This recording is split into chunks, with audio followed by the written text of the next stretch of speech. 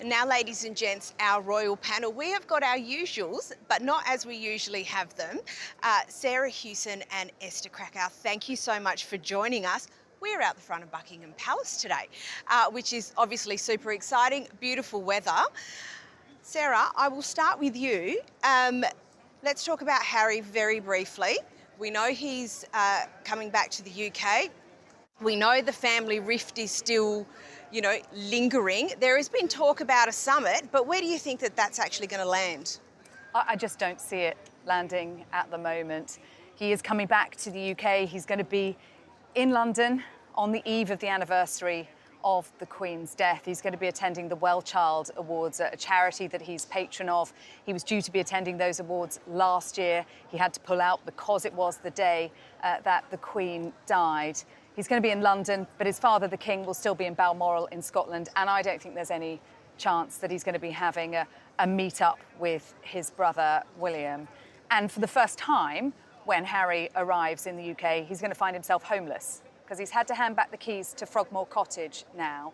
And in quite a humbling turn of events for him, he's going to have to ask permission from Buckingham Palace for access to an apartment on one of the royal estates, unless he wants to book himself a hotel or kip on a mate's sofa. So it really is a sign of just how great that gulf is between him and his family.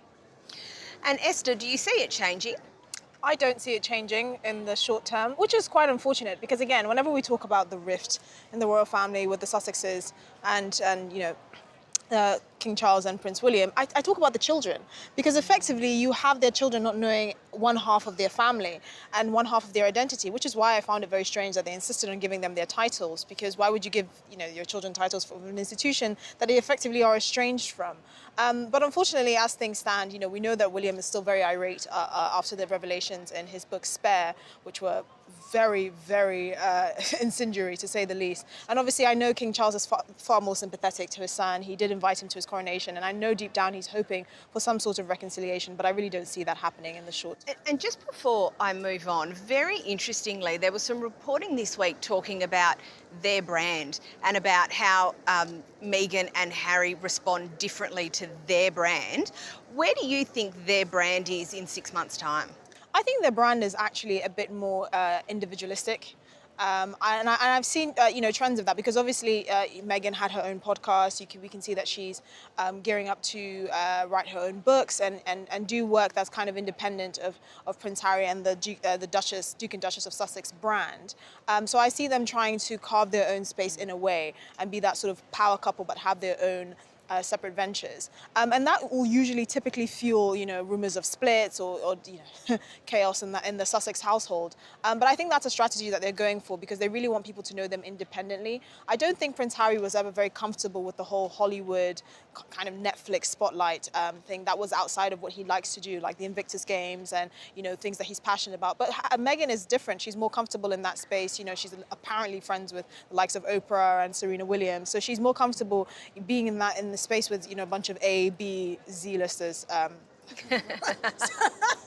long as they're on the celebrity exactly. circuit. As long as they're linked to some sort of tabloid, she's happy there. And she's going to use that and exploit it. Obviously, there have been rumours about Meghan looking to eye the world of politics and maybe potentially following the steps of the Obamas. Again, we don't have any confirmation there, but it's not something that would be surprising because she's always been quite politically conscious in that way. And I agree with you that I think they can actually achieve more apart professionally now because they're trying to do it together, and that has been very controversial indeed. And when you look at Prince Harry's recent endeavours in Singapore and Tokyo, for example, he's more relaxed on his own. He's very protective over Meghan. He's very conscious that he's brought her into this sphere. He's brought her into the public limelight, and as a result she's been on the receiving end of a lot of abuse, of a lot of trolling, as a lot of criticism. And when you see them out together, he is very protective, he's much more guarded.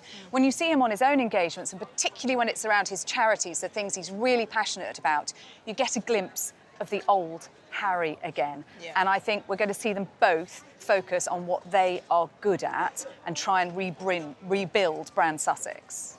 And just to pick up from there, we spoke a couple of weeks ago about the changes on the royal website. We understand there's been more changes to the royal website, but also on what what royals are good at. There was some great coverage this week that came out about the Walesers, and they were in their rescue kit. I just thought that was sensational. Now, Kate and William have found themselves on the front covers of many publications, usually rather glamorously dressed, a little less so on this occasion.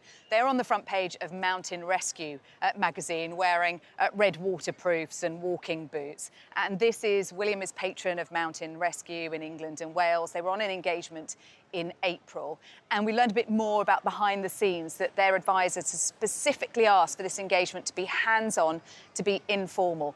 This is a couple who don't want to be turning up and just planting a tree and unveiling a plaque. They want to be getting involved, so we see them carrying stretchers, they're descending a rock face, for example. They went to the local rugby club for some drinks, they went to a pizza van and ordered pizzas for all of the crew. And I think we're seeing more of that, engagements that they're interested in, but engagements that they can actually get involved in as well. And I think that's something that the Sussexes might and should want to emulate, because we've seen that, you know, Kate and William, although they have their separate charities and patronages and things that they're passionate about independently of each other, they work very well together. And so they, as a brand, both individually and you know, as the Prince and Princess of Wales, they work very well together, and they understand how to basically harness the power of being a couple, but also being very powerful individuals. And I think that's something that the Duke and Duchess of Sussex haven't really got yet.